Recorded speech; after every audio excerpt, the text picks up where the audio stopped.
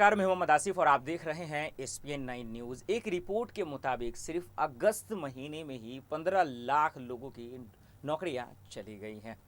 और एक रिपोर्ट में वो है सीएमआई की रिपोर्ट। ये रिपोर्ट आते ही देश में बेरोजगारी का मसला एक बार फिर से गर्मा गया है। भले ही बेरोजगारी, महंगाई, पेट्रोल डीजल के बढ़ते दाम, इन तमाम मुद्दों पर सरकार मुंह फेर रही है। इस पर ना तो बातचीत करना चाहती है और न ही इसको लेकर लोगों से मुखातिब हो रहे हैं, ना प्रेस कॉन्फ्रेंस कर रहे हैं। लेकिन इस रिपोर्ट के मुताबिक इस बात से आप अंदाज़ा लगा सकते हैं कि सिर्फ अगस्त महीने में 15 लाख नौकरियां गई हैं, तो आप अंदाज़ा लगा सकते हैं कि कोरोना महामारी में क्या हुआ होगा, नौजवानों का क्या होगा। और उससे भी ज़्यादा जिन लोगों के पास रोज़गार थे, उनके जो रोज़गार छीन गए। जो लोग आज कामकाज कर रहे हैं, जिसकी सैलरी 20,000 थी, आज वो 10,000 पे काम कर रहे हैं, आधे सैलरी पे काम कर रहे हैं, वो भी उन्हें वक्त पे नहीं मिल रहा है। इससे आप अंदाज़ा लगा सकते हैं कि इन तमाम चीज़ों का टेंशन उसके पास एक अलग है, परेशानी अलग है, दिक्कतें अलग है।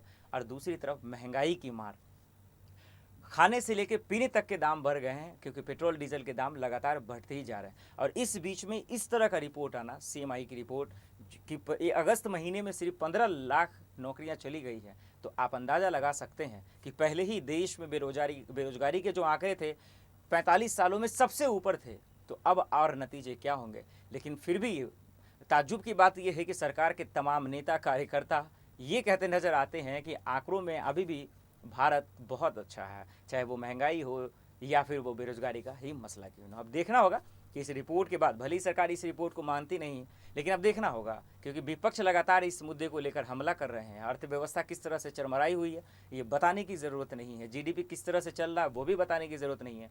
लेकिन इसके बावजूद अगर सरकार को अच्छा लग रहा है, तो अब जनता, विपक्ष किस तरह से हमला करता रहेगा, ये एक बहुत बड़ा सवाल रहेगा। और सरकार इस पर आखिर कब चुप्पी तोड़ेगी, ये भी बहुत बड़ा सवाल रहेगा। फिलहाल के लिए इतना ही, बाकी खबरों के लिए देखते रहें एसपीएन 9 न्यूज़। नमस्कार।